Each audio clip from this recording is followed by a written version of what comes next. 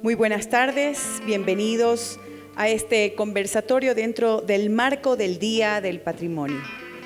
Esta es su casa, la Casa de la Cultura, Núcleo de la SUAY, y en la bienvenida tenemos, por supuesto, las palabras de nuestro director provincial, el ingeniero Patricio Zamora Aguilar.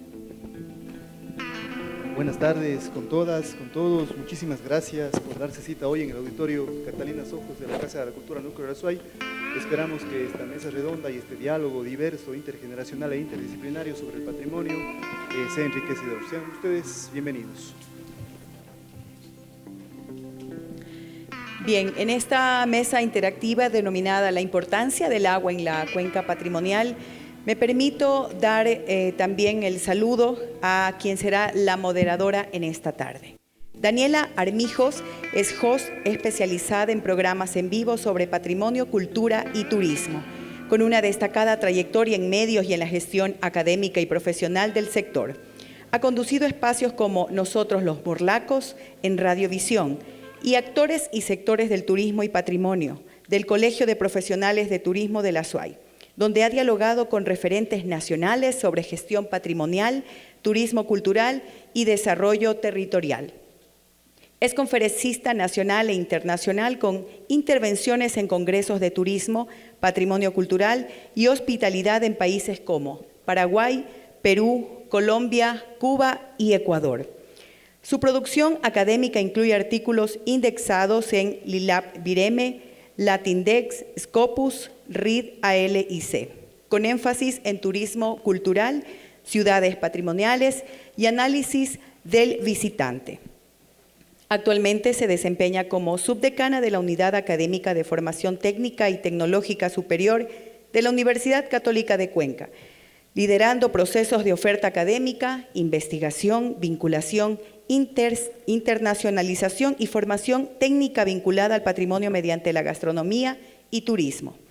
Además, es directora de Event Planners Ecuador, desde donde impulsa eventos especializados en redes profesionales y estratégicas de promoción turística basadas en la identidad cultural.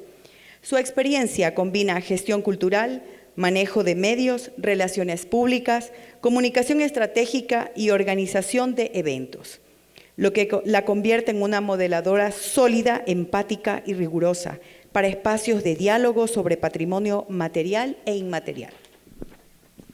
Hoy nos acompaña para conducir este evento y por supuesto le damos la bienvenida en este conversatorio por el Día del Patrimonio, aportando su mirada analítica, su capacidad comunicativa y su compromiso con la preservación, difusión y valoración del patrimonio como eje del desarrollo social y cultural. Daniela Armijos, bienvenida.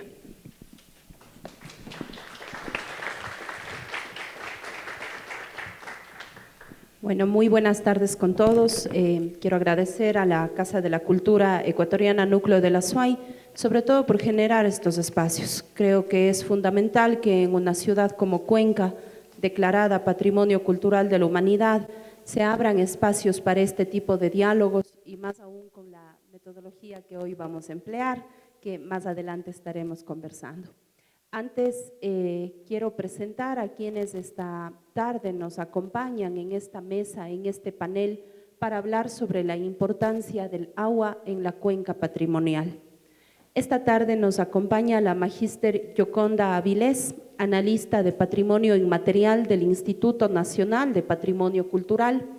Yoconda es profesional en antropología aplicada con más de 10 años de experiencia, especializada en patrimonio cultural inmaterial, investigación etnográfica y salvaguardia del patrimonio en Ecuador. Maestrante en estudios de la cultura, con mención en género y diversidades, con formación de posgrado en patrimonio cultural inmaterial por la Universidad Nacional de Córdoba, Argentina, y una sólida base técnica como tecnóloga en análisis de sistemas. Recibimos a Yoconda Avilés, por favor.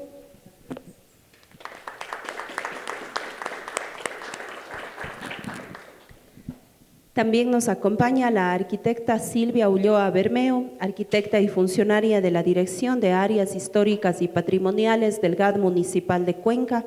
Es arquitecta con más de 20 años de trayectoria en el sector público, Está especializada en planificación y diseño urbano, gestión patrimonial y administración municipal, con experiencia en funciones técnicas y directivas en el GAD municipal de Cuenca. Ha desempeñado roles claves en áreas de control urbano, planificación territorial, catastro, valoración patrimonial y movilidad urbana. Además, se ha desempeñado como miembro de directorios profesionales y gremiales. Actualmente ejerce como técnica en valoración patrimonial en la Dirección de Áreas Históricas y Patrimoniales del GAD municipal de Cuenca. Recibimos a Silvia Ulloa.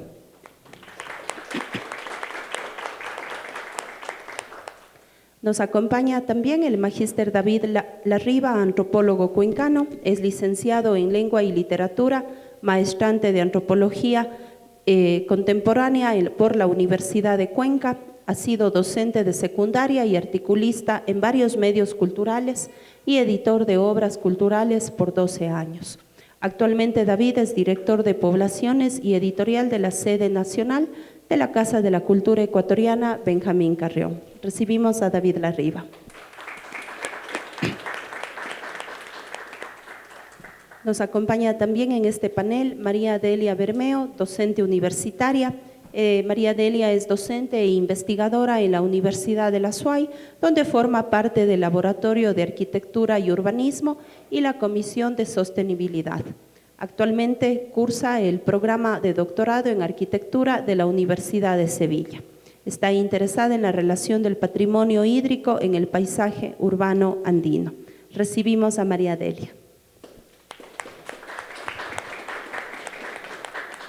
Nos acompaña también, por supuesto, el magíster Patricio Zamora, director provincial de la Casa de la Cultura Ecuatoriana Benjamín Carrión, es ingeniero en producción por la Universidad de la SUAY y magíster en dirección y organización industrial por la Universidad Autónoma de Barcelona.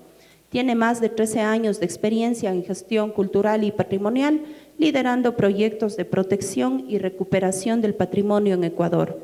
Ha ocupado cargos como agregado cultural en Colombia, gerente del proyecto nacional SOS Patrimonio y director zonal 6 del INPC en 2 periodos. Fue subsecretario de Patrimonio Cultural y ha trabajado como docente y consultor para varios GAD cantonales del país. Desde el 2022 ha realizado la coordinación de proyectos culturales en la Casa de la Cultura Núcleo de la SUAY. Actualmente es el director provincial de la Casa de la Cultura Ecuatoriana Benjamín Carrión, Núcleo de la SUAY. Bienvenido, Patricio.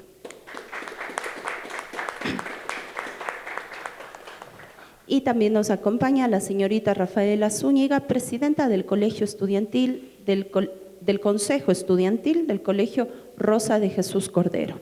Es estudiante de tercero de bachillerato de la Unidad Educativa Rosa de Jesús Cordero, Las Catalinas, presidenta del Consejo Estudiantil y secretaria general del Modelo de Naciones Unidas, Catasonu, 13ª edición. Bienvenida, Rafaela.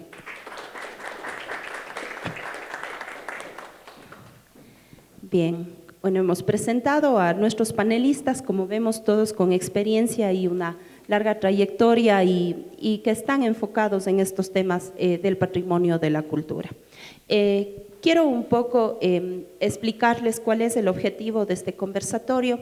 Se ha denominado la importancia del agua en la cuenca patrimonial, entender que en una ciudad como Cuenca no solo debe existir esa validación o esa valoración de lo arquitectónico, sino que también en medio hay elementos inmateriales y hay un elemento muy fundamental como es el agua. Una ciudad atravesada por 4 ríos, en torno al agua ha crecido la ciudad, se ha expandido y han existido muchos cambios como ciudad. Quiero también indicarles que tendremos una dinámica en donde iremos haciendo preguntas y respuestas con cada una de las intervenciones de ustedes. Les explicaré el tiempo que va a tener cada una de las intervenciones y bueno, pues al final obviamente se dará paso a preguntas del público. Les quiero un poco explicar cuál fue la metodología que se empleó para este conversatorio y la base sobre la cual nosotros vamos a trabajar esta tarde. Contarles primero que se realizó a través de la Casa de la Cultura entrevistas a ciudadanos de a pie. Creo que es importante tener esa mirada y esa presencia del ciudadano que no necesariamente está involucrado en temas patrimoniales, en temas culturales, sino que eso nos permite ver desde la mirada ciudadana cómo están concibiendo el patrimonio y la relación que tienen con el mismo. Entonces se levantaron estas encuestas, se recogieron los criterios y el propósito del mismo a través de esta explicación, y también lo siguiente fue un levantamiento de información a través de un recorrido patrimonial que se realizó con niños de una unidad educativa. Se preguntarán ustedes, ¿por qué niños? Porque estamos claros que para entender y valorar el patrimonio hay que empezar a conocerlo desde la niñez. Entonces, con los niños lo que se hizo fue primero un recorrido por diferentes espacios de la ciudad. Se les llevó al complejo patrimonial Todos Santos, a la catedral, a la Casa de las Palomas, y en medio de estos lugares ellos pudieron observar diferentes cosas acompañadas, por supuesto, de la explicación de quien guió estos espacios.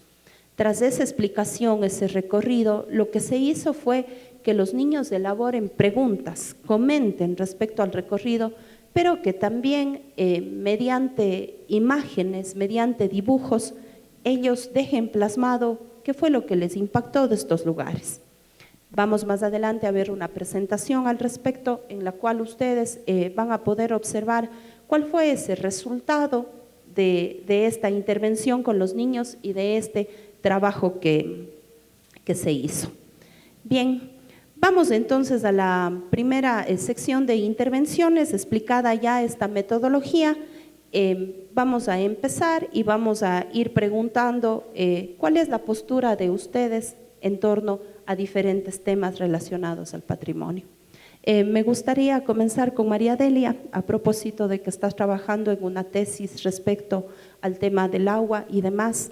Quisiera conocer tu postura en una ciudad como Cuenca, que está atravesada por 4 ríos, y la relación intrínseca que tiene el agua y el patrimonio.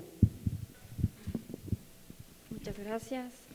Buenas tardes, gracias por la invitación. Es un gusto ser parte de este conversatorio. En mi caso, creo que en este momento tengo más cuestionamientos y preguntas que respuestas. Creo que es un momento sumamente importante en el que todos deberíamos estarnos cuestionando justamente qué es del agua, qué es del patrimonio, dónde confluyen, ¿no es cierto?, estas dos condiciones que marcan tanto a la ciudad de Cuenca. Y más que nada también es por entender que de cierta forma todos los asentamientos humanos, todas las civilizaciones, las grandes ciudades han estado relacionadas con cuerpos de agua. Eso es innegable. Esto es una forma de aprovisionamiento, justamente de medios de sustento, de comercio, una estrategia para que puedan, ¿no es cierto?, surgir diferentes ciudades. Pero el caso de Cuenca es muy particular. Es muy particular por el hecho de tener estos 4 ríos y ahora que existe este quinto, y que justamente hayan permanecido bajo estas condiciones naturales a lo largo de los años. ¿A qué se debe esto? Creo que es la primera pregunta que debemos hacernos. Si bien sí ha habido una sensibilidad desde la parte de la arquitectura y el urbanismo desde hace muchos años, con los primeros proyectos que, si no estoy mal, incluso surgieron desde la Universidad de Cuenca, con proyectos de los estudiantes para mantener, ¿no es cierto?, estos parques lineales alrededor de los ríos y demás. Tal vez también es la condición geográfica de la ciudad, este aislamiento, ¿no es cierto?, esta dificultad que tiene para comunicarse con otras ciudades o con otros poblados, que tal vez hicieron que el desarrollo y un progreso, entre comillas, ¿no es cierto?, no permitan que la ciudad canalice los ríos o tape los ríos, que ese ha sido el caso de muchas de las quebradas de Cuenca, ¿sí? Y tal vez el tener siempre estas corrientes permanentemente atravesando la ciudad también han hecho que como cuencanos, como ciudadanos, tengamos un entendimiento distinto tal vez de lo que es el agua. Entonces, para mí justamente esto ahora representa una oportunidad para cuestionarnos qué significa el agua como parte de nuestro patrimonio. No seremos los primeros, justamente, por ejemplo, en el caso andaluz, de toda esta región de España, hay mucho estudio sobre patrimonio hídrico. Lo mismo pasa en el caso de Países Bajos. Ellos tienen otras condiciones que han tenido que irse adaptando a cómo la ciudad podía relacionarse un poco más con esas condiciones pantanosas o cercanas al mar y de puertos. Y en el caso peruano, actualmente hay muchos estudios sobre vestigios arqueológicos que siguen en funcionamiento, canalizaciones de agua, cómo ellos podían, ¿no es cierto?, esta idea de sembrar y de cosechar agua y de adaptarse a esto, que en realidad no solamente se dejan de una manera museográfica, romántica o arqueológica, sino que se está viendo la posibilidad de reactivarlos, de mantenerlos y de cómo pueden seguir siendo útiles en un marco de cambio climático global, de otro tipo de cuestionamientos. Entonces creo que el panorama es muy, muy amplio y que lleva justamente a cuestionarnos esto, ¿sí? Podemos pensar más allá del patrimonio, más allá del centro histórico de Cuenca, ¿sí? ¿Qué pasa con esos límites? Yo sé que en un momento determinado fue sumamente necesario. Había, ¿no es cierto?, que delimitar todo este territorio que tenía que conservarse, que cuidarse, pero ¿es eso suficiente en este momento? ¿Por qué tenemos que necesariamente separar lo cultural de lo natural? ¿Sí? Un patrimonio natural de un patrimonio cultural. ¿Por qué tenemos que igual poner límites a las ciudades de la parte del campo, de lo rural? ¿Qué es lo que pasa con esas divisiones que hemos ido haciendo? En que en realidad, si bien es útil analizarlas y estudiarlas por separado, hay momentos en los que tenemos que empezar a entender las cosas más como sistemas, como dinámicas, como relaciones, qué es lo que pasa con lo tangible y lo intangible, ¿no es cierto? Muchas de las instituciones que incluso se encargan de proteger nuestro patrimonio lo hacen desde dos miradas distintas, muchas veces independientes, sin encontrar espacios de consenso en los cuales pueden confluir. Entonces creo que más bien el agua nos permite eso, nos permite entender que desde la parte del Cajas y atravesando la ciudad de Cuenca llegamos a proteger un parque natural y un centro histórico, pero ¿qué es lo que pasa entre estos dos territorios, ¿no es cierto?, en la mitad de los dos? Existe la posibilidad de que ese centro histórico empiece a extenderse a través de una declaratoria patrimonial de nuestros ríos. Esos ríos, ¿es suficiente solamente declararlos a los ríos como patrimoniales o empezar a pensar que incluso la gestión hídrica de los territorios rurales, de esos territorios que nos han ayudado a proteger Loma Larga, a proteger Quimsacocha, la gestión hídrica también es un patrimonio que tenemos que conservar? Creo que la mirada del patrimonio puede empezar a ir mucho más allá y desde muchas disciplinas empezarnos a preguntar cosas, ¿sí?, y ver eso hasta dónde nos lleva. Entonces, les dejo con preguntas. Muy bien, muchas gracias María Delia, interesante tu postura y sobre todo la interrogante que nos dejas. Creo que como ciudadanos, más allá de nuestro vínculo o rol en temas patrimoniales o culturales, creo que es una pregunta que todos los días nos debemos hacer de aquí en adelante, porque finalmente es la ciudad en la que vivimos.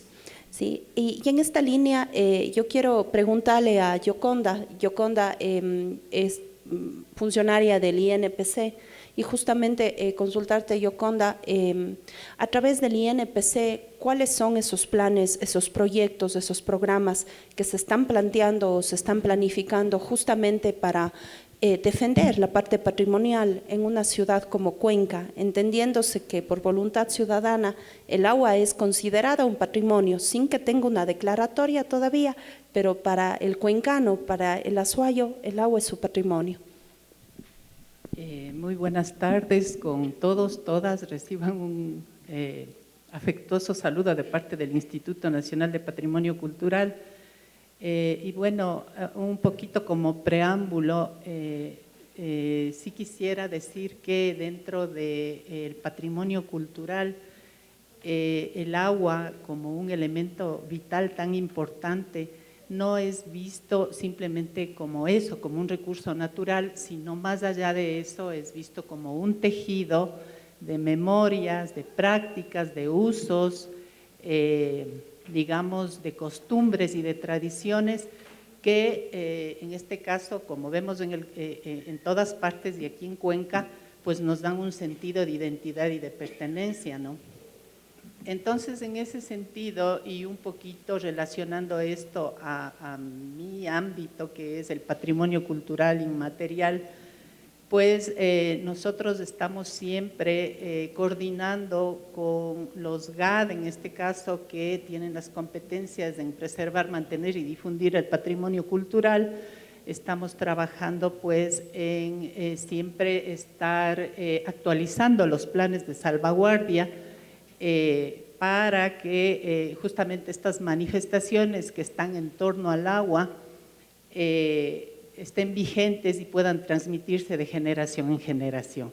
Entonces, es bastante importante en estos espacios también recordar estos ámbitos del patrimonio cultural inmaterial que están dentro, por ejemplo, de las tradiciones y expresiones orales, ¿no? Aquí tenemos varios cuentos, mitos, leyendas que siempre están en torno al agua. Entonces, el agua es una cultura viva, como había mencionado. Y claro, en la mañana estaba en otra charla y nos hablaban justamente de estos mitos shuar, ¿no? Donde el agua es tan importante que llega a ser una deidad a la que se pide permiso para entrar, como mismo ha sido la cosmovisión de los pueblos indígenas, ¿no? Que siempre al agua, al sol, a la luna, les han visto pues como dioses, ¿no? Tal es el caso de que las montañas podían ser machos o hembras, ¿no? Y en este sentido, pues, se ha construido todos estos relatos en torno al agua. Y también se hablaba de todas estas vertientes que llegaban casi a 300 que habían aquí en Cuenca y que lastimosamente fueron tapadas, así como quebradas también, donde se construyeron edificaciones, ¿no? Y creo que hay que cuestionarnos esto y preguntarnos a la vez porque el agua y estas quebradas, estos sitios tienen memoria, entonces no nos sorprendamos que a veces cuando hay mucha agua pues pueden haber inundaciones en estas partes, deslizamientos, ¿no? Entonces, esto como hablando de este ámbito de las tradiciones y expresiones orales, pero también tenemos los usos sociales, rituales y actos festivos, donde también está conectada directamente el agua. Tenemos aquí la fiesta del Señor del Jirón, del Señor de las Aguas, algo muy relevante e importante porque también a forma de rogativas inició pues esta práctica festiva justamente en esta petición de que en las sequías pueda llover, ¿no? Entonces, pero esto más que nada guarda otras prácticas que están inmersas en esta, digamos, que abarca las otras, ¿no? Que es todos estos, digamos, vuelvo a decir, estas prácticas de reciprocidad, de unión, de cohesión social y de solidaridad que se dan en estos espacios. Entonces, también es bien importante resaltar pues que aquí también hay una comida festiva y esto estaría dentro del ámbito de la gastronomía, que también es bastante importante, ¿no? Sabemos que con el agua como recurso podemos hablar de la gastronomía tradicional, lo mismo con las prácticas artesanales, ¿no? Como es el caso, por dar un ejemplo, del tejido de paja toquilla o digamos, por dar un ejemplo, de la alfarería, que siempre dentro de este proceso pues se utiliza el agua. Entonces, bueno, tenemos también, como digo, está relacionado con algunos ámbitos del patrimonio cultural inmaterial Y cuando hablamos de salvaguardia tenemos que también pensar en cómo salvaguardar el agua, ¿no? Sin el agua, pues no podríamos hablar de estos ámbitos, no podrían desarrollarse estos ámbitos. Entonces, eso, decirles que sí, desde el instituto, pues siempre estamos en estos procesos de salvaguardia de estas manifestaciones, coordinando a la vez con otras instituciones dentro de sus competencias. Muchas gracias, Yoconda. Interesante lo que nos plantea y sobre todo esta relación directa que existe, ¿no?, en todo el entorno en el que estamos y la relación directa con el agua, ese énfasis de lo que ocurre en una ciudad como Cuenca, rodeada por 4 ríos, sin duda hay una relación importante. Yo quisiera ahora preguntarle a Silvia. Silvia, con la experiencia y el trabajo que vienes realizando en la Dirección de Áreas Históricas y Patrimoniales del GAD de Cuenca, ¿cuál es quizá ese reto o a lo que se tienen ustedes que encontrar cada día, por ejemplo, cuando existen estos procesos de remodelación de casas que están dentro del patrimonio o, el otro sentido, viviendas que están cerca de vertientes de agua, o terrenos que quieren ser declarados para construcción, por ejemplo, pero cerca hay vertientes de agua y puede generar un peligro inclusive en la construcción? ¿Cómo lo manejan esto? Sin duda la ciudad ha ido creciendo, la ciudad en la parte urbana se ha extendido, hay ya muchas zonas en las que antes no se podía acceder con vehículo, ahora es plenamente posible, ha crecido el tema del asfalto, ha crecido todo ello, pero ¿cuál es ese reto para ustedes desde áreas históricas para decir aquí no puedes hacer porque esto va a atentar al patrimonio, va a atentar al agua? Bueno, ante todo, muy buenas tardes con todos, muchas gracias por la pregunta, Danielita. Bueno, yo creo que el agua es un elemento articulador en todos sus sentidos, que nos abarca a todos desde nuestra propia heredad. Cuando hablamos de heredad, estamos hablando del patrimonio. El patrimonio es aquello que nosotros recibimos como legado con toda esa carga que representa ese desarrollo histórico y que de alguna manera estamos destinados no solamente a vivirlo, sino a conservarlo y a preservarlo. El agua es un elemento vital, como ya lo han dicho los panelistas que me antecedieron, en este caso Yoconda, María Delia. El agua viene siendo ese elemento articulador desde nuestros ancestros, ¿sí?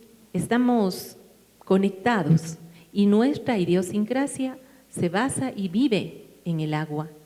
Al ser una ciudad bañada por 4 ríos, nos da una característica especial, inigualable, que no la van a encontrar en ninguna otra parte del mundo.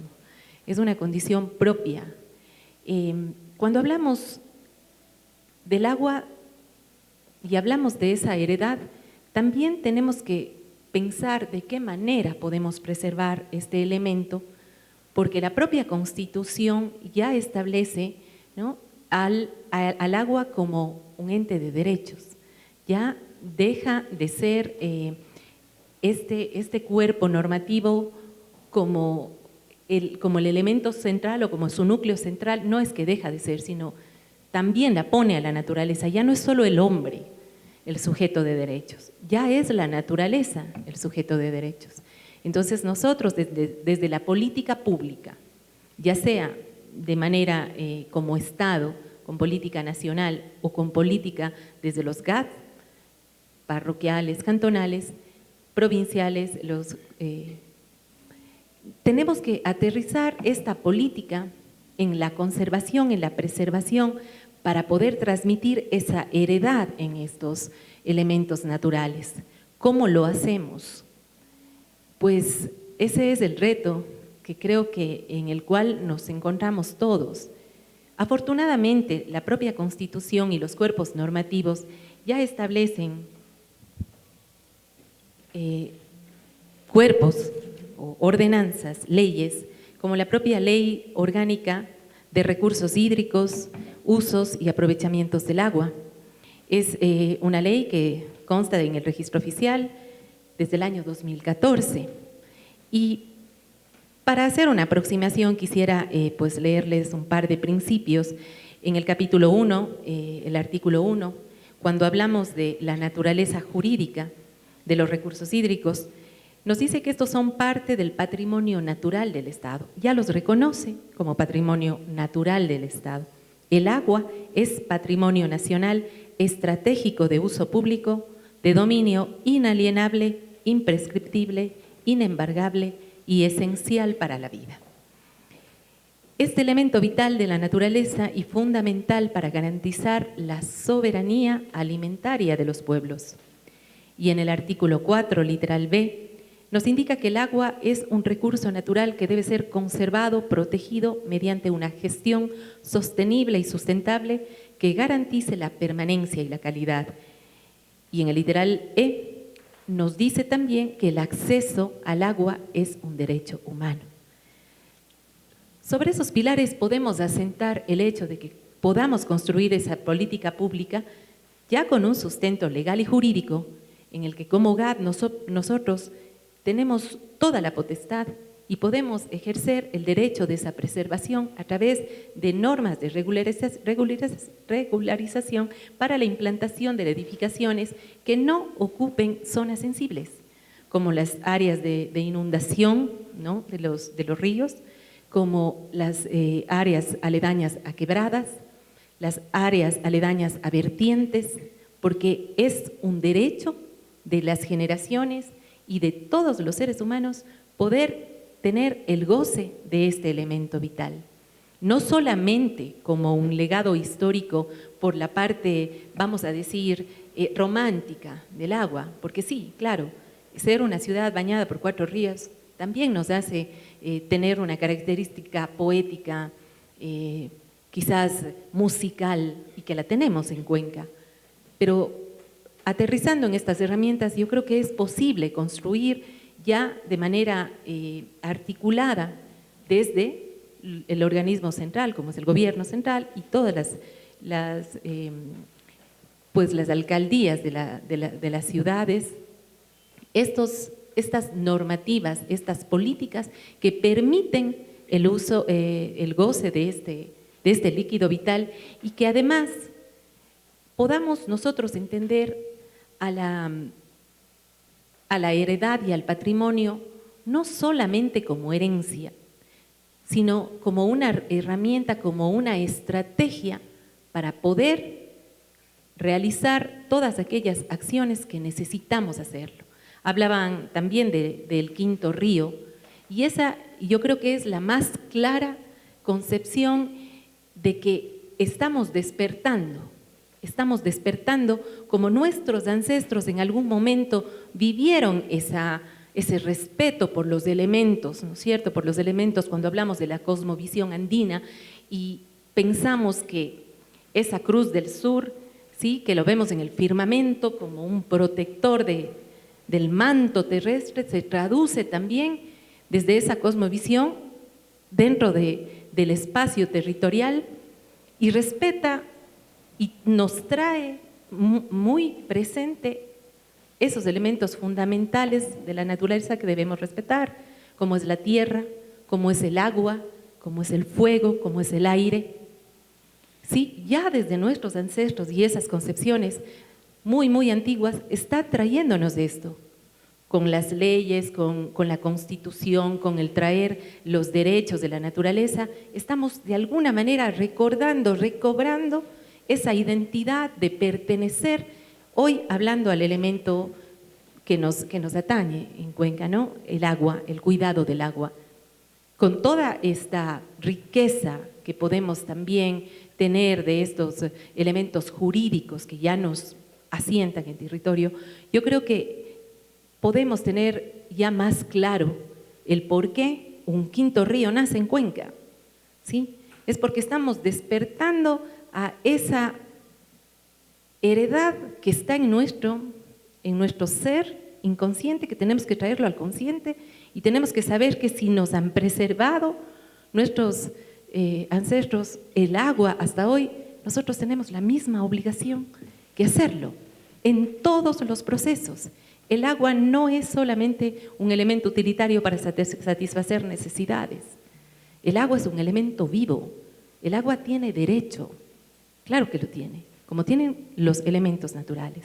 Yo creo que la política pública, respondiendo a esa pregunta, y perdón que haya hecho todo este recorrido, creo que está en asentar en estas herramientas que ya tenemos, en traer al plano consciente toda esa heredad y empezar a construir con ese respeto que tenían nuestros ancestros, ¿sí? Con el respeto por todo aquello que les permitía vivir y estar asentados en este territorio, que creo que lo hemos perdido. Nos hemos hecho dueños de la casa y nos hemos olvidado de mantener la casa y de preservar la casa, y que también está en otros espacios como el propio espacio de la religiosidad, no solamente en la Constitución. Qué bueno que el mundo también reconozca a través de la encíclica ¿no? del Papa, en este caso Francisco, que nos deja ya un legado y nos dice, tenemos que preservar la casa común,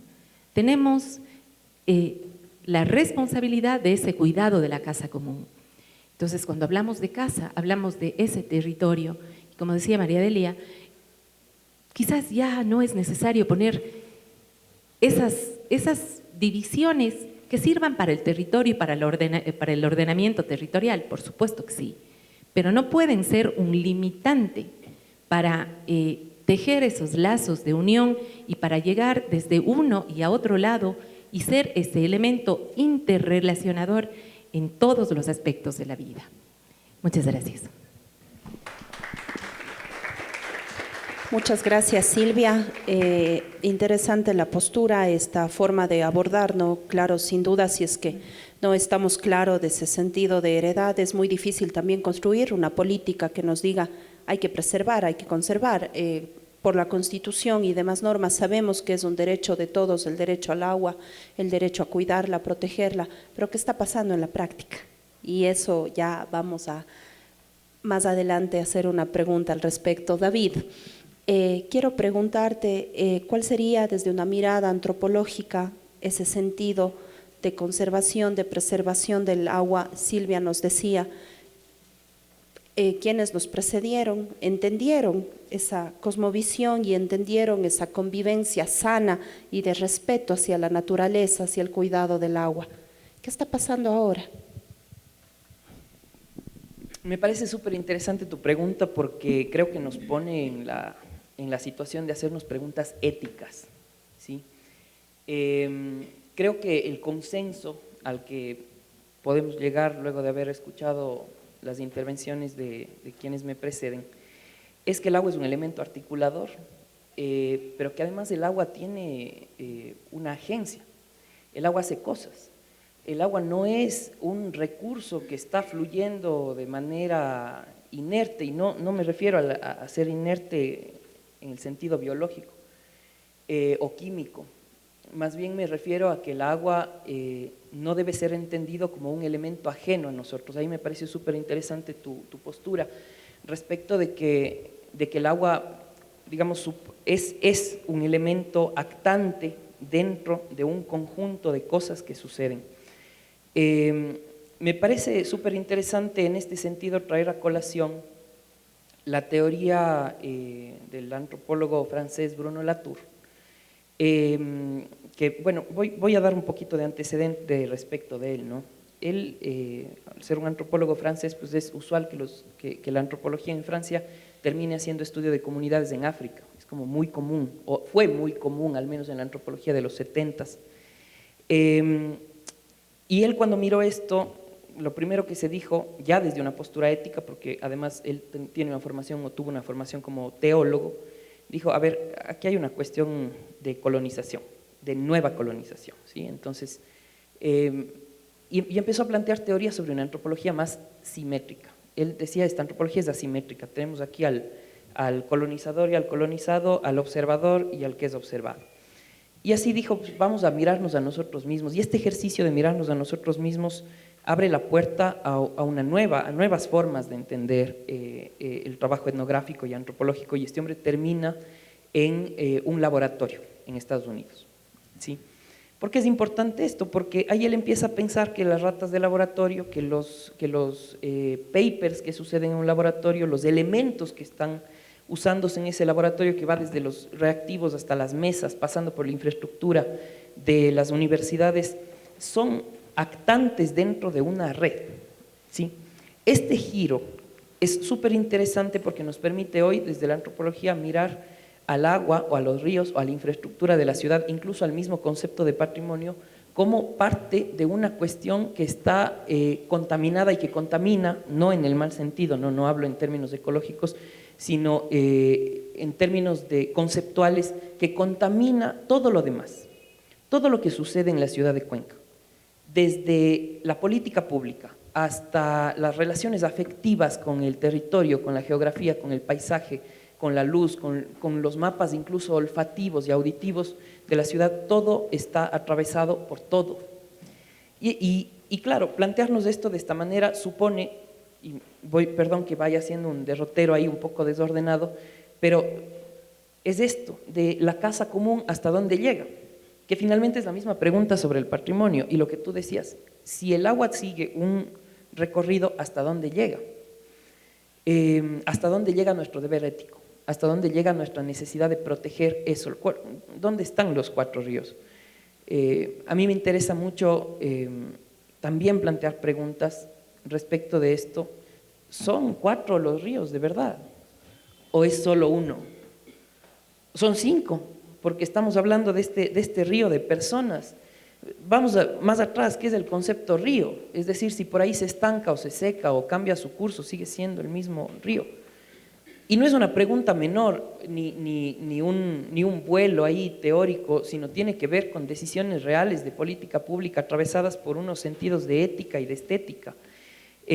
Sabemos que en la ciudad de Cuenca no es que habían 4 ríos, habían muchísimas quebradas y muchísimas vertientes, algunas se tapiaron, algunas se cerraron, otras se desviaron, otras se canalizaron, otras existen de manera subterránea. Pero hoy por hoy la noción de río ya ha permeado en nuestra noción misma de identidad. ¿Quién es el cuencano? ¿Quién es la cuencana? ¿Qué es Cuenca? ¿Dónde están sus límites? ¿Cuáles son esos ríos? Termina siendo el agua una bellísima metáfora de la posible respuesta de esto. El agua se expande y se acomoda al espacio que tiene. Y la respuesta a estas preguntas que creo yo que son importantes plantearse también tienen que ser como el agua, irse acomodando a estas enormes posibilidades conceptuales. La noción misma de patrimonio encierra creo yo, unas virtudes que nos permiten orientarnos, que nos permiten orientar este quehacer ético en política pública, pero como noción misma, si cerramos la noción de patrimonio, encierra también unos peligros, ¿sí? Que podrían derivar en decisiones de política pública sobre, por ejemplo, convertir la ciudad en museo, convertir el río en museo, en cosa inerte, en cosa distante. Vuelvo a Latour. Latour, en un libro que se llama Nunca fuimos modernos, dice que justamente estas divisiones, tal como señalaba la compañera, de naturaleza y cultura, estas divisiones sobre este es el margen del río, esto ya no. La ciudad tiene 4 ríos y no más y no menos. Son conceptos de la modernidad, una modernidad binarista que pretende delimitar justamente las ideas, ponerlas en orden. Latour propone la contaminación, el desorden, el caos, probablemente una red que no vamos a acabar de entender. Pero además propone una cosa interesante. Los actantes de estas redes son importantes en la misma medida si son humanos o si son no humanos. Y luego ya habrá puntos medios, los cyborg, por ejemplo. Pero esta noción es la que nos ha permitido sostener discursos súper importantes para tener nuevamente criterios éticos, brújulas éticas o morales sobre el quehacer, y es la que ha permitido, por ejemplo, que hoy por hoy la Constitución del Ecuador siga garantizando que la naturaleza tenga derechos. Justamente esta noción de actante es también la que nos va a permitir entender que no solo tienen voz los cuencanos en relación con su patrimonio, sino que ya es el mismo patrimonio en tanto dispositivo el que tiene voz. Empezamos a oír y a entender y a sentir los afectos, ¿sí?, de los ríos, de las montañas, de los animales en peligro de extinción y de todo lo que está en esa red invisible. Dos cosas no quiero dejar pasar. La una invitación justamente a jugar con esta contaminación de conceptos que no es problemática, o mejor dicho, si bien es problemática, es enriquecedora, donde tenemos que estar involucrados todos y todas, todos los ciudadanos, todas las ciudadanas, pero además desde la academia aquí tienen que estar participando biólogos, ingenieros que están pensando en infraestructura, personas que están haciendo, por ejemplo, cuestiones de movilidad, urbanismo, todos somos partícipes de esto.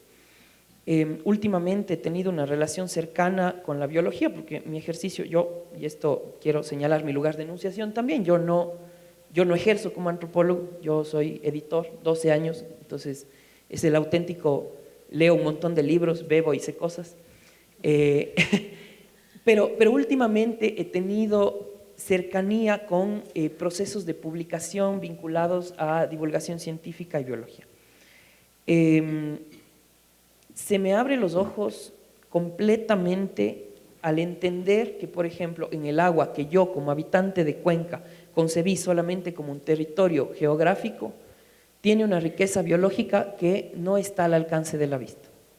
La riqueza de macroinvertebrados que existe en los ríos de Cuenca como bioindicadores es enorme y la mayoría, cuando hablamos de patrimonio, de conservación, de habitabilidad, de mapas olfativos, de sensaciones o de infraestructura, no consideramos. La invitación a jugar con este proceso de contaminación, eso por un lado.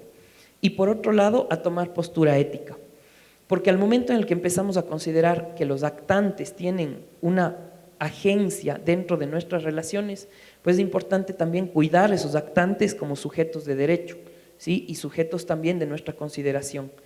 En este sentido, el último libro de Bruno Latour, que lo escribió con un colega, Nikolai Schultz, un colega de él, no mío, ya quisiera yo,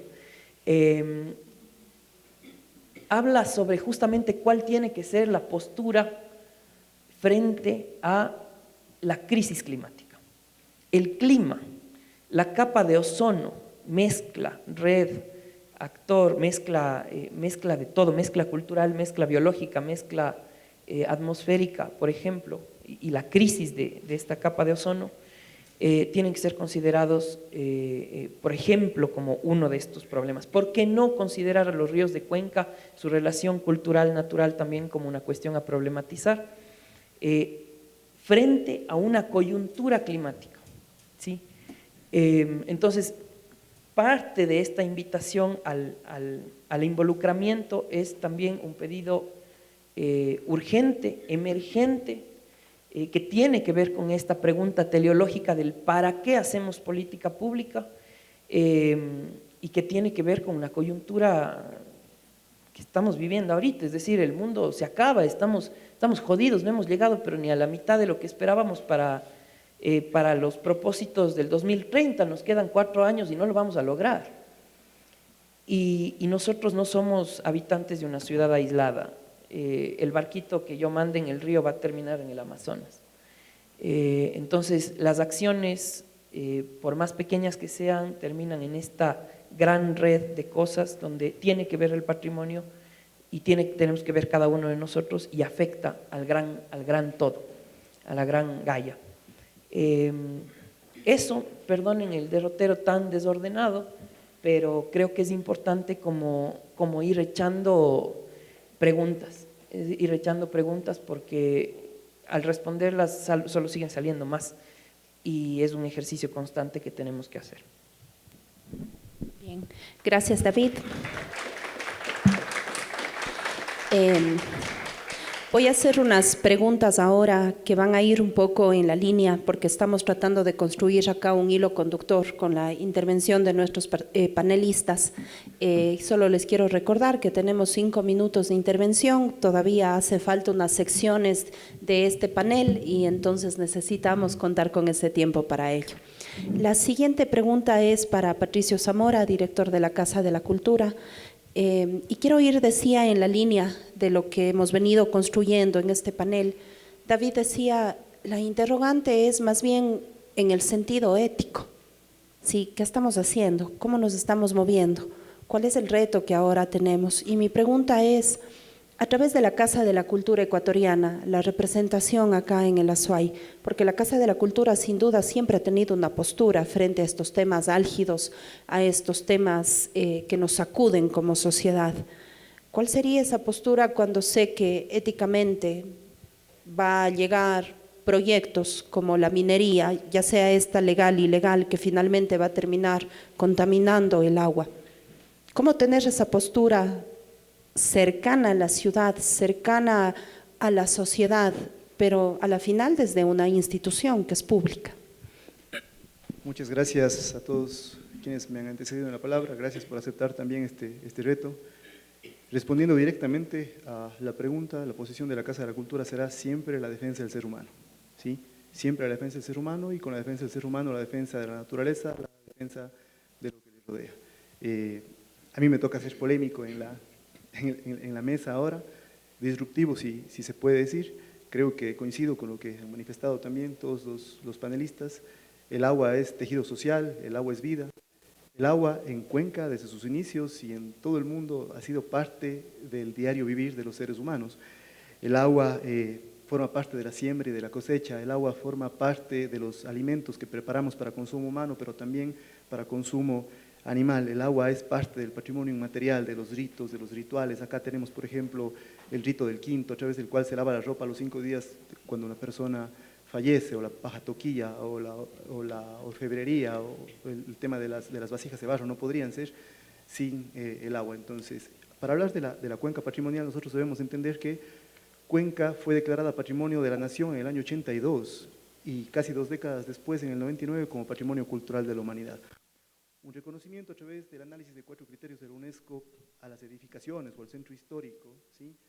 Pero debemos darnos cuenta también que ese centro histórico está habitado por seres humanos. Entonces tenemos 5 fondos patrimoniales y siempre en las instituciones o quienes hemos trabajado en patrimonio se nos preguntaba, o se hacía esta alusión de, bueno, ¿y qué patrimonio es más importante? ¿El arqueológico, el documental, el mueble, el inmueble o el PCI?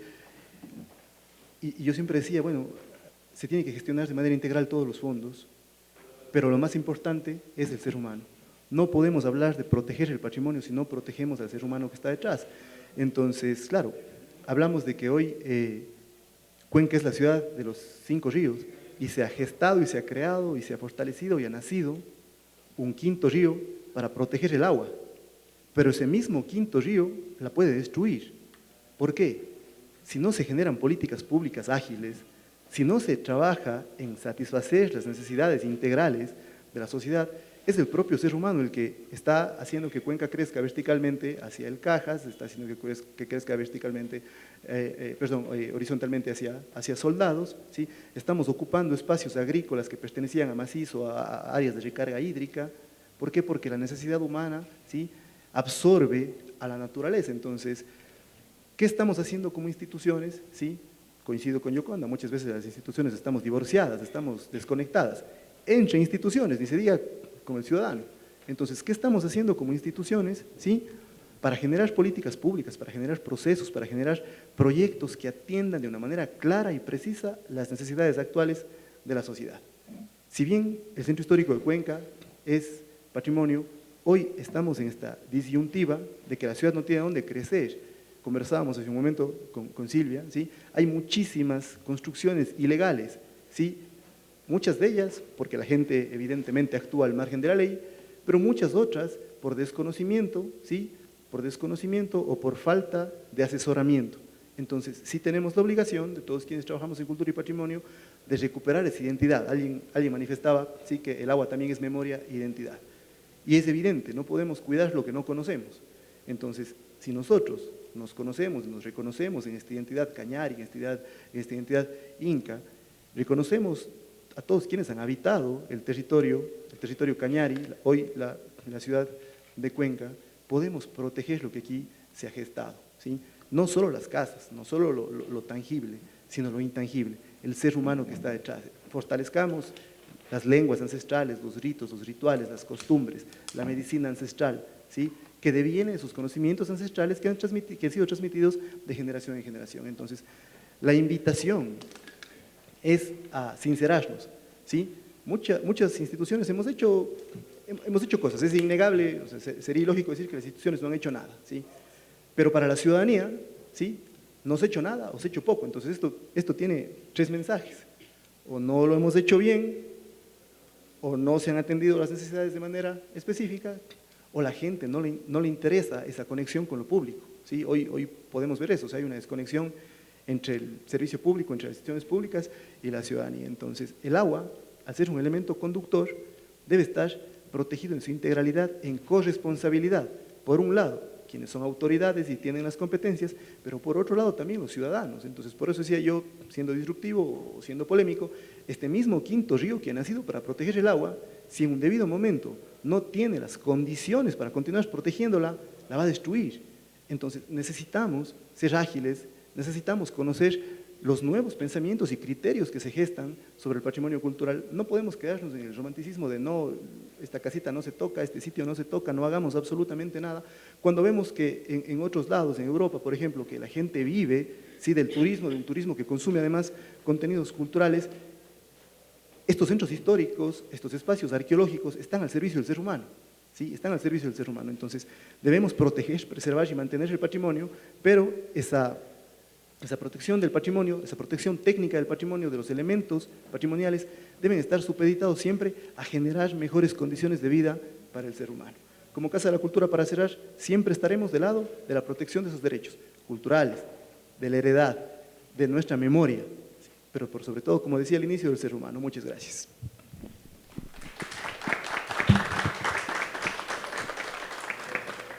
Gracias, Patricio, justamente por esa postura quizá un tanto disruptiva, pero creo necesaria en estos tiempos. Quiero cerrar esta primera ronda de este panel con Rafaela. Casi te cambio el nombre, casi te digo Renata, si es que me equivoqué, dije mejor voy a ver, con Rafaela. Rafaela, escuchando justamente esta postura de Patricio, está primero el ser humano sobre el patrimonio, sobre lo material, sobre todos estos elementos que sin duda hacen parte de una ciudad. ¿Cuál sería la postura desde los jóvenes? ¿Cómo están viendo todo esto que se viene? Sin duda fueron parte también de lo que hace unas semanas ocurrió en la ciudad de Cuenca. Pero ahora, ¿cuál sería su postura frente a esto? ¿Cómo piensan ustedes ser parte de esa solución que sin duda hay que tomarla de manera inmediata, pero que, como bien decía Patricio, tiene que mantenerse en el tiempo? Porque si tenemos un quinto río que no es capaz de conservar el agua, la va a terminar destruyendo. Bueno, primero que nada, buenas tardes con todos. En este caso, primero quisiera hacer énfasis en que no podemos exigir mañana un patrimonio que no defendimos hoy. Y realmente yo siento que los jóvenes de hoy en día no tenemos esa noción lo suficientemente clara de qué es el patrimonio, qué es lo que tenemos que cuidar y cómo lo debemos hacer. Realmente en este caso, por ejemplo, yo hablo desde la experiencia dentro de mi institución educativa. Por ejemplo, la educación ambiental que se da es escasa o casi nula en este caso, y también soy consciente de que eso sucede en muchas instituciones educativas, por si no es por decir todas. Entonces, por ejemplo, los jóvenes no tenemos y no conocemos los medios por los cuales podemos y debemos actuar también, porque esto es una responsabilidad intergeneracional. Es decir, o sea, el agua es memoria, es vida y también futuro. Cuidarla es cuidarnos, pero ¿cómo? Si no tenemos los medios, no tenemos el apoyo, no hay esa conexión entre, por ejemplo, las autoridades, los jóvenes, los barrios, los colegios, no hay. Entonces, eso también hay que ser conscientes de que, por ejemplo, se tienen que establecer estos mecanismos de conexión y de vinculación entre autoridades, entre también escuelas, entre colegios, entre gremios y entre diferentes sectores de personas, por decirlo de ese modo, para que también haya esa conciencia ambiental y también sociocultural de que es una responsabilidad de todos, porque como dije al principio, no podemos exigir mañana un patrimonio que no defendimos hoy. Por lo tanto, yo creo que, por ejemplo, también es una cuestión que se tiene que reconocer primero porque hay, por lo general, normativa internacional, por ejemplo, la Declaración de Dublín sobre el agua, adoptada por la comunidad internacional y ratificada por el Estado ecuatoriano, destaca que este recurso, que el recurso del agua, debe ser gestionado con un enfoque participativo que incluya a los jóvenes, que incluya a la sociedad, que incluya en general a la ciudadanía, no solamente a las autoridades pertinentes, sino que se haga conocer también a los ciudadanos qué es lo que se hace y cómo pueden participar ellos y aportar a que estas soluciones también sean, por decirlo así, más generales y que también sean más participativas. Por lo tanto, yo creo que es necesario reconocer que en sí proteger el agua no es un acto ambientalista aislado, sino que tiene que ser de conocimiento general. Y también se tiene que tomar como un acto de amor a la historia de Cuenca, a la cultura de Cuenca y por quienes vendrán después de nosotros. Además de que si queremos que el patrimonio siga vivo, debemos actuar con coherencia y con determinación, porque, como dije, el agua es vida, es memoria y también es futuro. Cuidarla es cuidarnos. Muchas gracias. Muchas gracias, Rafaela. Interesante la postura, la intervención. Y bueno, para cerrar esta primera ronda de preguntas, una síntesis de más o menos lo que se ha dicho en la mesa. Creo hay puntos en común, hay puntos de acuerdo. El agua es legado, hay una mirada de derechos, de progreso también a través del agua. Gracias al agua se ha conseguido todo esto, pero también algo fundamental, ¿no? Rafaela nos decía, el cuidado del agua es un asunto intergeneracional. Es decir, es algo que nos compete a todos y está en nosotros. La defensa del ser humano por encima de todo, y el agua es memoria, en torno a la cual se ha construido y se han realizado diferentes situaciones en una ciudad como Cuenca. Bien, vamos a la siguiente sección de este panel. Me ayudan por favor con la proyección del video de las entrevistas. Vamos brevemente a mirar acá un video. Yo les hablaba al inicio, en la introducción de este foro, que para la metodología de este panel se hizo también entrevistas a ciudadanos, al ciudadano común, al ciudadano de a pie. Y lo que ahora quiero un poco mostrarles a ustedes es un video justamente que sintetiza estas respuestas y esta postura de la ciudadanía referente al agua y al patrimonio. Este parque, por ejemplo, el Parque de Calderón, está bien cuidado, las iglesias. Hermosísimo, la gente viene casi siempre, vea. Nosotros también tenemos que cuidar, no se espera de las autoridades. El término patrimonio siempre tiene que ver con el valor. Me gusta los ríos, me gusta el Tomebamba y los ríos en general. El río que atraviesa Cuenca es hermoso, entonces si no lo cuidamos... Para mí disfrutar del patrimonio de Cuenca primero es como lo había mencionado antes, desde tomarme un vaso de agua, desde caminar por las calles de Cuenca tranquilo. El patrimonio cultural es un conjunto de bienes, esculturas, monumentos que nos han dejado nuestros antepasados y tenemos que conservarlos. Mi lugar favorito de Cuenca son los ríos. Y es importante cuidar porque es nuestra salud, nuestra vida, vitalidad. Los ríos literalmente le dieron forma a la ciudad y creo que a las personas también. Nuestra forma de pensar, de sentir, está construida en base a esa relación tan cercana que tenemos con los ríos. Mi lugar favorito es la Catedral de Cuenca. Se construyó en 70 años, tardó en construirse y yo creo que es importante porque tomó mucho esfuerzo y nos representa mucho. Somos la única ciudad que tenemos el privilegio de poder tomar agua del grifo y digo que somos privilegiados y que no hay que dejar de ser eso.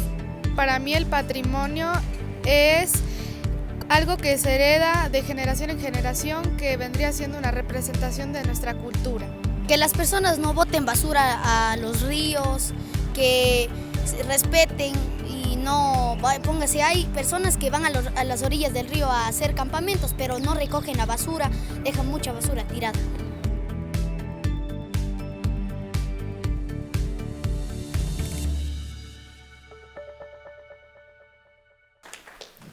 Bien, esta ha sido la postura de los ciudadanos y sobre todo de los niños. Se está poniendo esto interesante porque lo siguiente justamente que vamos a ver es una exposición de los dibujos que realizaron los niños. Yo les decía al inicio de este panel, con ellos se realizó un recorrido guiado por diferentes espacios patrimoniales de la ciudad, pero ellos luego sintetizaron o plasmaron quizá lo que más les llamó la atención.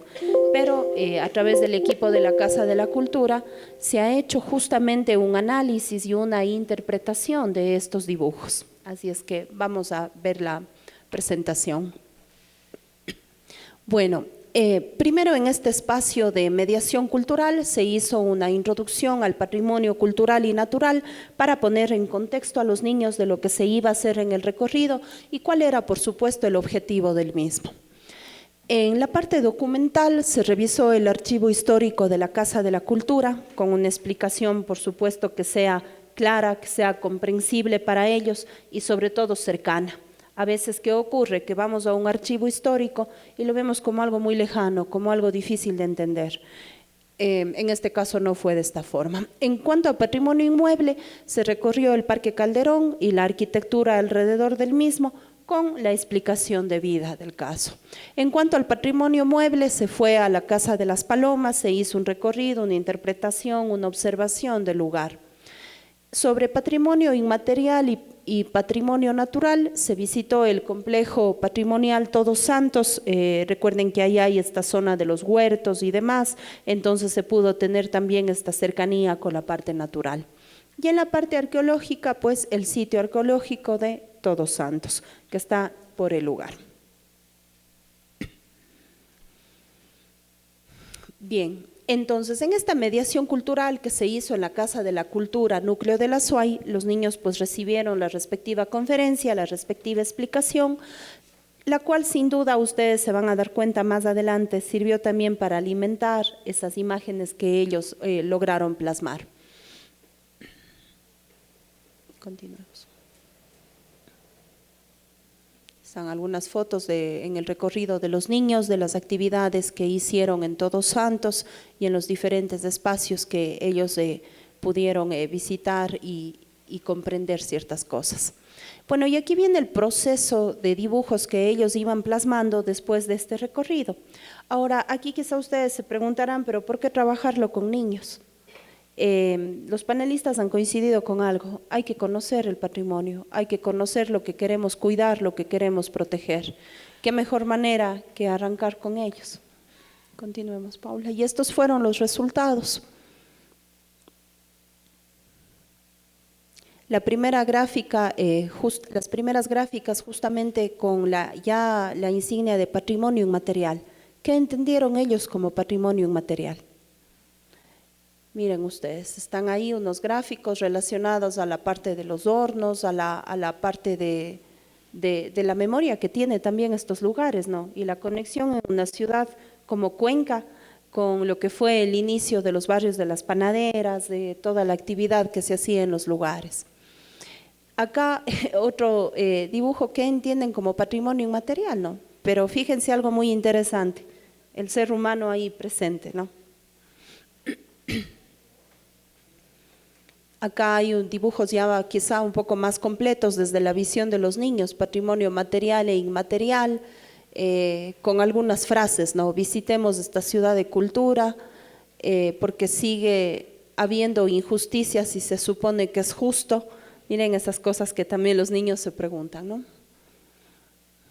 Y también la parte del patrimonio natural, que no puede estar disociado, ¿no? ¿Qué observaron ellos? La parte de hay agua, hay montañas, hay espacios verdes, entonces lo conciben ya como parte de ese patrimonio que nos rodea.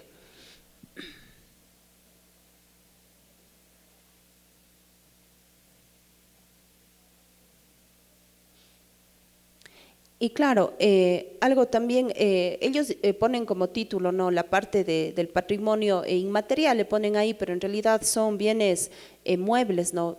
Si ustedes se dan cuenta, todo está relacionado a la parte de iglesias, al patrimonio arquitectónico religioso. Entonces es algo como que ya está en la memoria desde chiquitos, que vemos una iglesia y enseguida decimos, eso es patrimonio, eso es algo que se está cuidando, es algo que está ahí. y la catedral. Los techos de las casas con teja. Y también pues han plasmado espacios aquí de la Casa de la Cultura.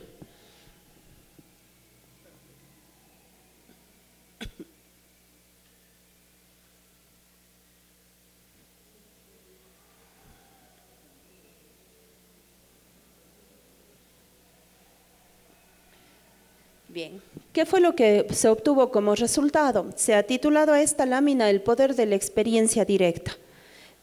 No es lo mismo quizá a un niño darle en un aula una clase en donde se le exponga fotos de la ciudad que llevarle a conocer de cerca los sitios. Primero hubo el recorrido de 2 horas, que hubo una mediación cultural, por supuesto, es decir, una explicación de todo lo que se iba realizando. Como resultados, el impacto, se captaron valores patrimoniales, identitarios, comunitarios que se fueron explicando con los niños, pero algo fundamental, aparte de la sensibilidad. Empezaron a conocer esto, a entender cómo funciona, qué se hace en los lugares, y esto sin duda desarrolla un sentido de pertenencia y de conciencia ciudadana. ¿Qué podrían aprender las nuevas generaciones con una política pública sostenida de educación patrimonial desde edades tempranas?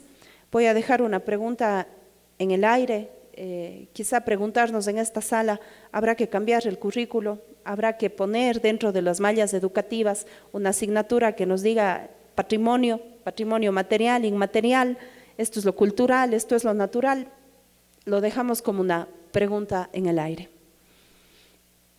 Y la parte de lo visible y lo invisible, o lo material y lo inmaterial, no, es que lo que predominaba en sus dibujos. Los dibujos que ustedes pudieron observar hace un momento, sin duda arquitectura monumental expresada a través de las fachadas de las iglesias, de los diferentes lugares que visitaron, elementos construidos visibles, hubo algunos gráficos del horno de leña, quizá eso les llamó mucho la atención, espacios urbanos reconocibles que a simple vista podemos darnos cuenta por dónde estuvieron, ¿no?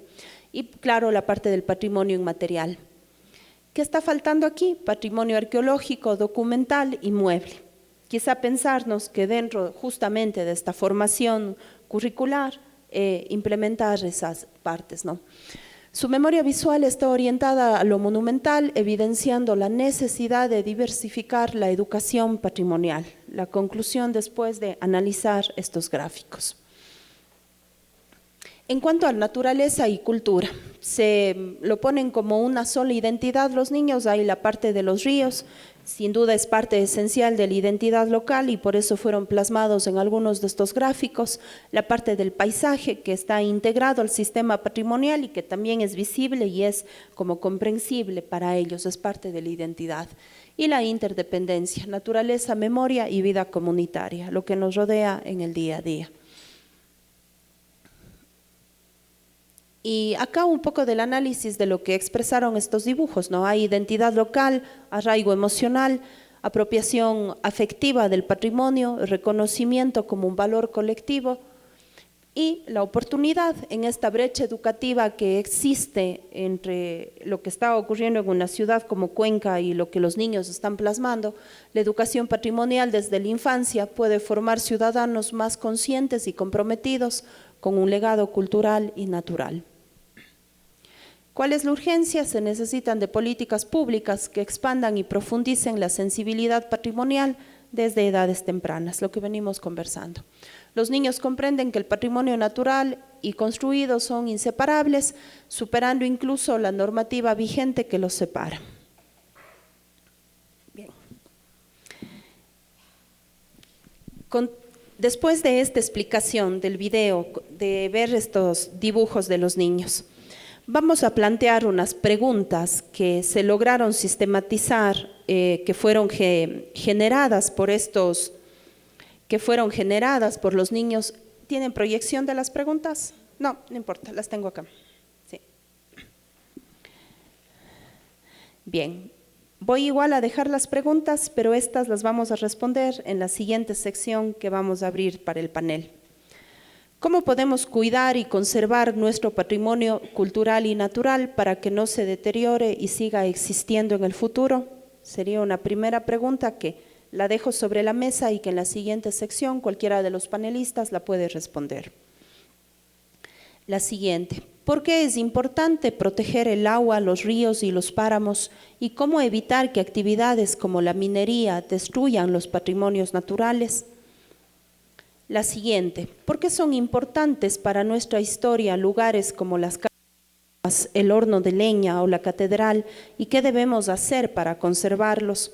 Recuerden que todas estas preguntas fueron sistematizadas con base en los dibujos y el recorrido que los niños realizaron.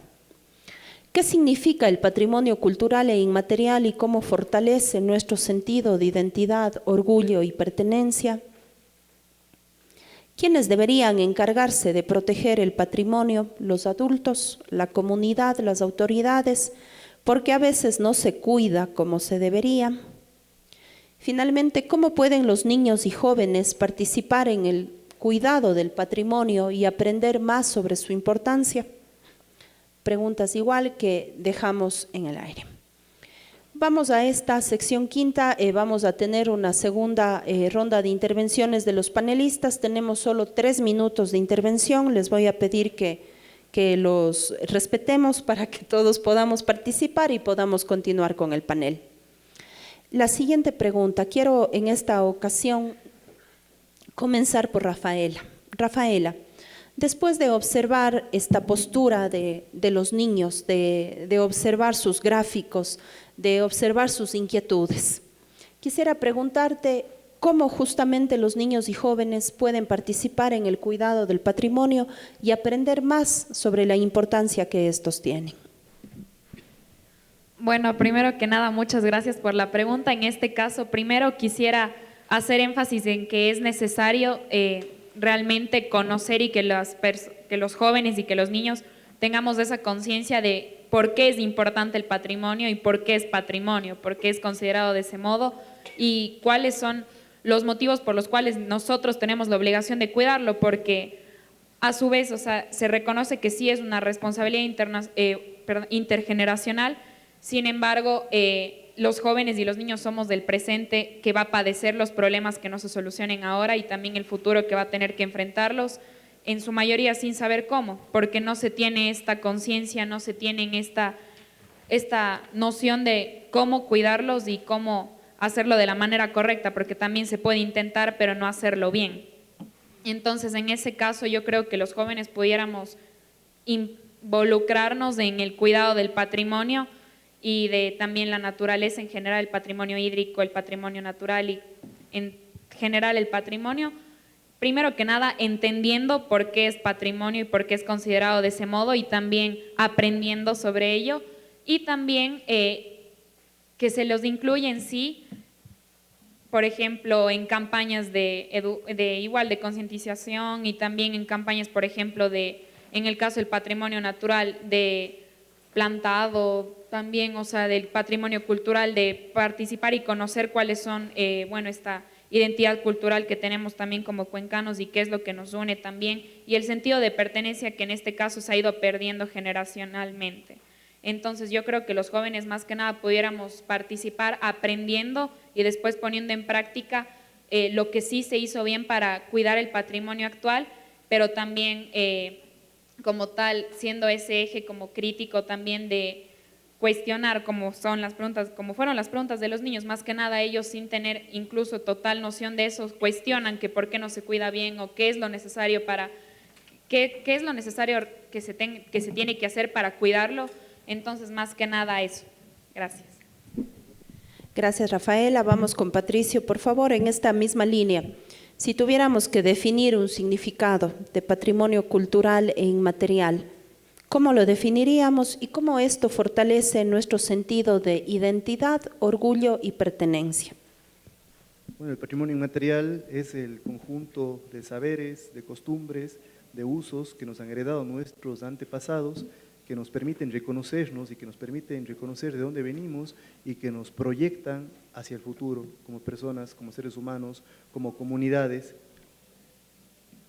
El patrimonio inmaterial tiene una importancia tremenda en el tejido social porque precisamente es a través del patrimonio inmaterial que nosotros podemos plantear hacia el futuro la comunidad. desde precisamente la gastronomía, la manera en cómo nos vestimos, la manera en cómo nos comunicamos, cómo nos curamos. Recuerden ustedes el hierbaterismo, la medicina ancestral. Entonces dice mucho, ¿sí?, esa base social del patrimonio inmaterial para la proyección a futuro que tengamos como comunidad. Muchas gracias, Patricio. En esta misma línea vamos con David, por favor. ¿Quiénes deberían encargarse de proteger este patrimonio? Los adultos, la comunidad, las autoridades, porque a veces no se lo cuida como debería. Ojo, son inquietudes relacionadas a la postura de los niños. Entro en conflicto yo, perdón, no sé si esto está prendido. Ahí sí, hola. Sí, entro yo en conflicto porque, como te digo, he sido docente, también he trabajado en el sector público y últimamente he estado leyendo un montón sobre esto, ¿no? El antropoceno, lo que hemos hecho nosotros como seres humanos. Y yo sí quiero poner en cuestión y sobre la mesa una cosa antes de responder lo que me señalas, justamente para llegar a una respuesta. A ver, ¿de verdad queremos conservar el patrimonio? O sea, es una pregunta que creo que deberíamos hacernos de fondo y antes de afirmaciones categóricas de sí es que hay que conservar el patrimonio. Entiendo que está vinculado a nuestra identidad, entiendo que hay un patrimonio inmaterial ahí, pero las prácticas y los usos justo sobre estas cartografías no necesariamente son dignas de ser conservadas, siempre, no siempre. Creo que es importante poner en cuestión eso en cada momento. A ver, pongo un ejemplo. El barranco. ¿Cuál era la mirada que se tenía sobre el río para los habitantes del barranco hace 60 años, hace 50 años? La recuperación del espacio del barranco es un proceso loable, pero la práctica real sobre el barranco es que era la parte trasera de las casas que miraban en su fachada, en su frontis hacia la calle larga. Y no todas las prácticas que se tenían en relación a ese espacio río, a ese espacio barranco, a ese espacio incluso liminal de la ciudad, no todas eran dignas de ser conservadas, ¿sí?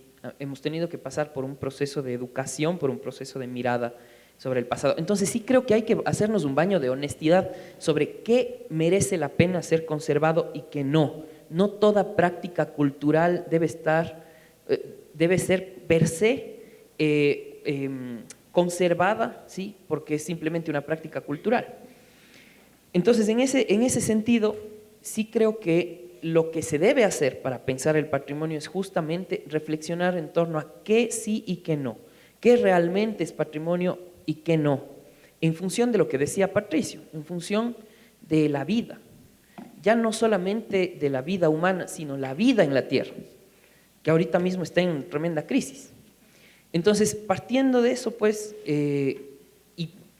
tratando de entender cuál es la mirada de los niños, incluso anclándome en lo que señalabas, ¿debe el currículo incluir esto? Sí, el currículo debe incluir esto, pero no sé si necesariamente como patrimonio. Sin duda debe incluir como materia una reflexión ética sobre el espacio que habitamos, una reflexión ética sobre la tierra. Sí, creo que es de eso, en todos los ámbitos, en el ejercicio de la función pública, pero también en el ejercicio educativo que se hace en las escuelas. Y ahí la noción del patrimonio con pinzas. O sea, sí creo que es algo que hay que ver. Solamente señalo dos cosas más. Creo que tiene que pasar esto por una educación vinculada a los afectos, ¿sí? La infraestructura que vemos tiene por debajo y subyace a ella una arquitectura y una infraestructura afectiva. Y creo que ese es el espacio a través del cual debemos transitar.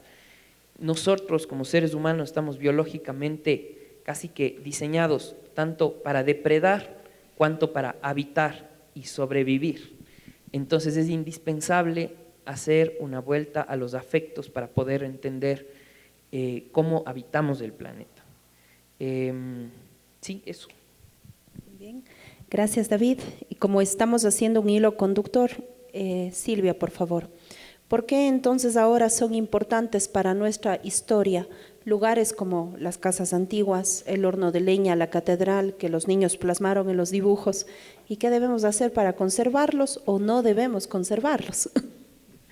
Bueno, yo creo que se pone así muy interesante esto porque nuevamente volvemos a ese primer análisis del patrimonio. ¿Qué lo consideramos patrimonio, no? Y los afectos. Me pusiste a pensar con eso de los afectos, pero los afectos no necesariamente tienen que ser algo que yo lo veo como bueno, también puede ser un afecto malo, ¿sí? Y en ese sentido, el patrimonio no es solo un atributo, es una relación, ¿sí? ¿Cómo me relaciono yo con aquello que heredo? ¿Por qué lo conservo? ¿Por qué no lo quiero conservar? Hay cosas como, por ejemplo, el mismo rollo. Yo creo que si lo que analizamos de la historia nos dice lo que es y lo que fue, ¿no? No quisiera conservarlo. O sea, yo desde mi perspectiva, yo diría, voten eso, se acabó, vuelta de revés. Pero es parte de nuestra historia. ¿Qué pasa con las casas patrimoniales? ¿Qué pasa con esos elementos desde lo privado? Porque bueno, en lo público puede haber la discrepancia de, no sé, muchos otros factores, una administración que llega, otra que se va, con una visión, con otra, que responde a intereses partidistas tal vez, económicos tal vez, y se decide conservar o mantener o preservar algo sí o no. Pero ¿qué pasa con lo privado? ¿Qué pasa cuando vemos esto y a diario, porque desde la municipalidad lo podemos ver? Nuestros padres nos heredan ese patrimonio. O sea, patrimonio es heredad, pero muchos hijos no quieren esa herencia. No la quieren. Quieren lo que significa económicamente la posibilidad de transferir esa herencia en algo que yo avisoro. Ahí está esta relación que conservo, vamos a ver en el ejemplo de Todos Santos. Seguimos viendo hornos de leña, la gente que se ha apropiado de esos saberes, del tema gastronómico, de lo que significa estar junto a un horno, sentir el calor, llenarse de humo, lo que eso nos evoca en la memoria. No nos olvidamos que el patrimonio es memoria, y lo quiero conservar, el olor, el sabor, ¿no? La textura de ese pan, porque quizás un pan lo puedo comprar en la esquina, en el supermercado, y me vienen todos los sabores, tamaños y colores.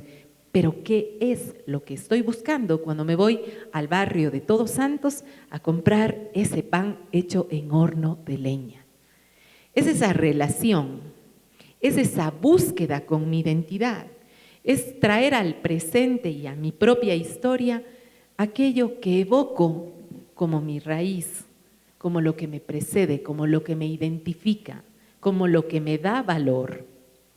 Entonces, no todo es conservable o digno de conservarse, pero esa memoria nos hace recordar que ese rollo fue parte de nuestra historia y que eso no lo queremos repetir y lo dejamos como un símbolo de aquello que pasó y que hoy lo voy a cambiar, que hoy he avanzado, ¿sí?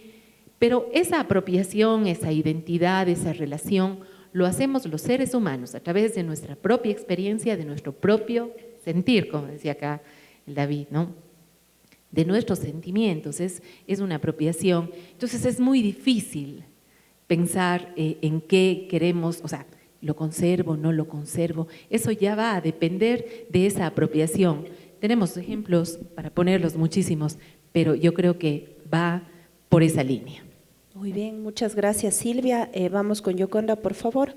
Entonces, ¿cómo podríamos sintetizar de cómo puede ser este cuidado y conservación del patrimonio cultural y natural para que no se deteriore y para que aún exista en el futuro? No podríamos decir cuánto, quizás en una línea de tiempo, pero hablemos de futuro.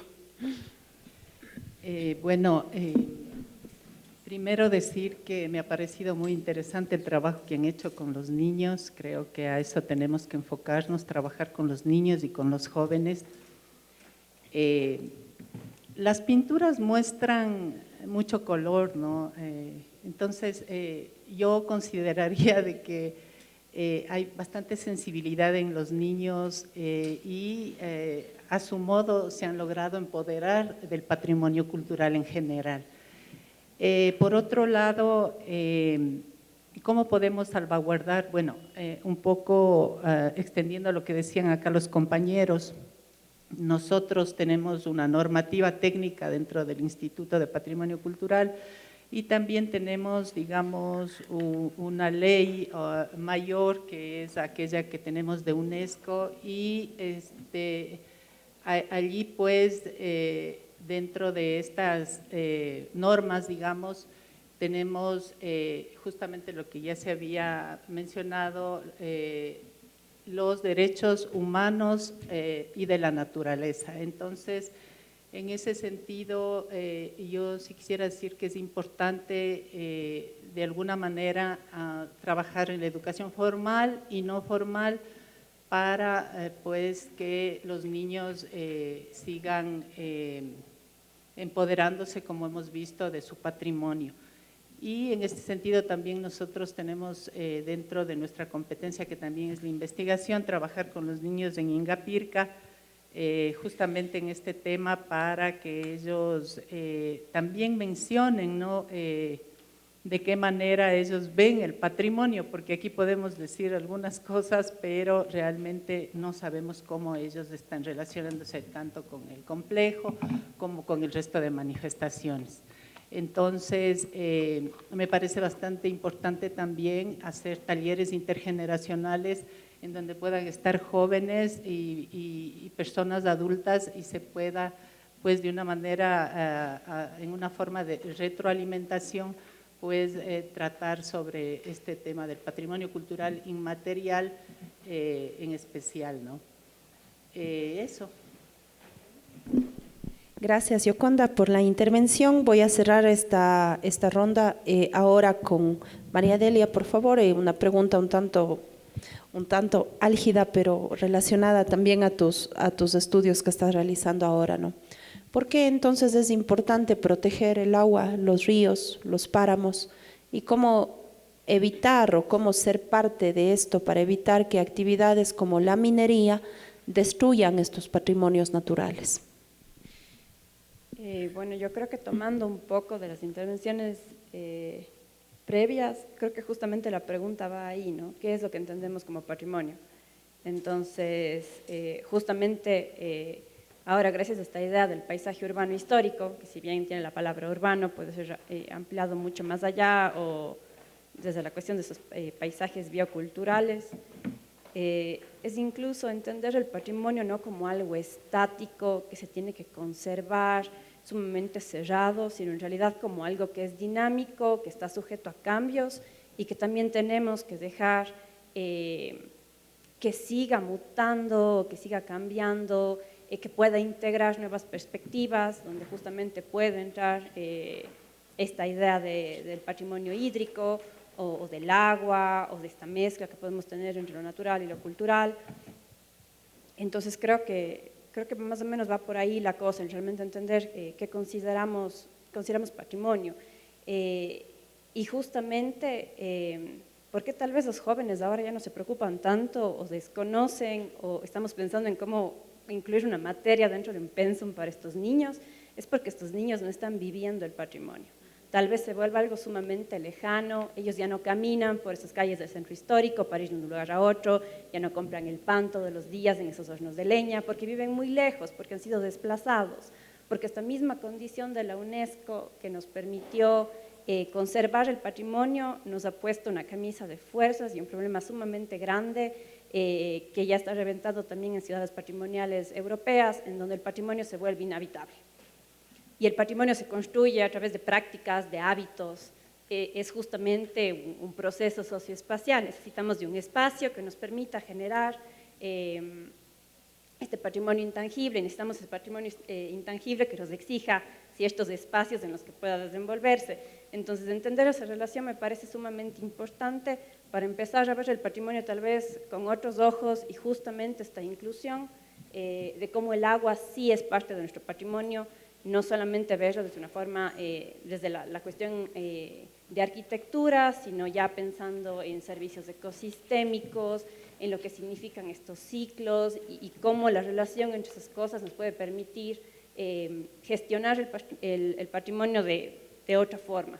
Creo que esa es la tarea que nos toca desde todas las disciplinas posibles, también se habían mencionado como que otros aspectos, y la idea es ir integrando poco a poco estas cosas y que nos den nuevas luces y nuevos caminos de cómo Cuenca incluso podría ser tal vez un ejemplo de cómo gestionar su patrimonio gracias a lo que tenemos y a este contexto en el que nos encontramos. Muchas gracias, María Delia. Bueno, en honor al tiempo y que también justo hay ahora otra actividad de la Casa de la Cultura, vamos a sintetizar lo que ha sido este panel. Sí, creo que hay un acuerdo común. El agua es un eje articulador de memoria, de herencia, de desarrollo. Es un legado que está inmerso en cada uno de los aspectos del desarrollo social humano que hemos tenido como sociedad, como Cuenca. Preguntas que quedan quizá para este público que nos acompaña y para los mismos panelistas. ¿Todo debe ser conservado o es una cuestión de afectos? He tratado de sintetizar de esa forma porque creo que ha habido mucho cuestionamiento al respecto, ¿no? ¿Qué es lo que identifica y qué es lo que me da valor? Hay símbolos, hay historia detrás de una ciudad, pero ¿cómo los veo esos símbolos? ¿Los veo como el recuerdo de algo que pasó en la ciudad y que me dice no quiero que vuelva a pasar? ¿O son símbolos que me llevan a un momento que añoro y que quisiera que se repita? Las posturas de los niños y su concepción en cuanto al patrimonio sin duda demuestran que hay identidad, que hay amor, que hay un sentido de pertenencia. Pero ¿qué más falta? Falta más conocimiento. Se vuelve necesario incluir en el currículo justamente estas asignaturas, se vuelve necesario hablar desde los hogares de estos espacios, se vuelve necesario sacarles como que más seguido a estos espacios patrimoniales y que vayan generando este lazo, este vínculo.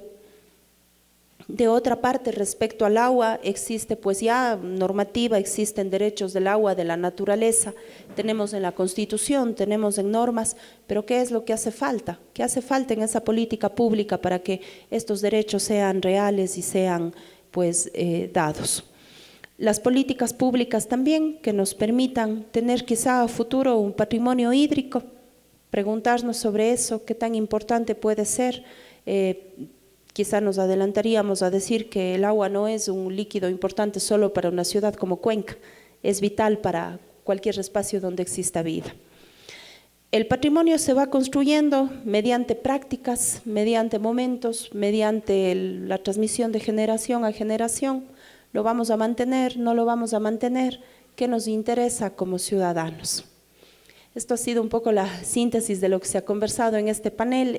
Les quiero agradecer por su presencia, por su atención, por acompañar en este espacio que ha creado la Casa de la Cultura Ecuatoriana Benjamín Carrión, núcleo de la SUAY, justamente a propósito del Día del Patrimonio, pues Cuenca fue declarada como tal el 1 de diciembre de 1999 y creo que es justo y necesario cada año rendirle homenaje porque no en vano la ciudad obtuvo esta declaratoria que como ciudadanos creo estamos llamados a mantenerla.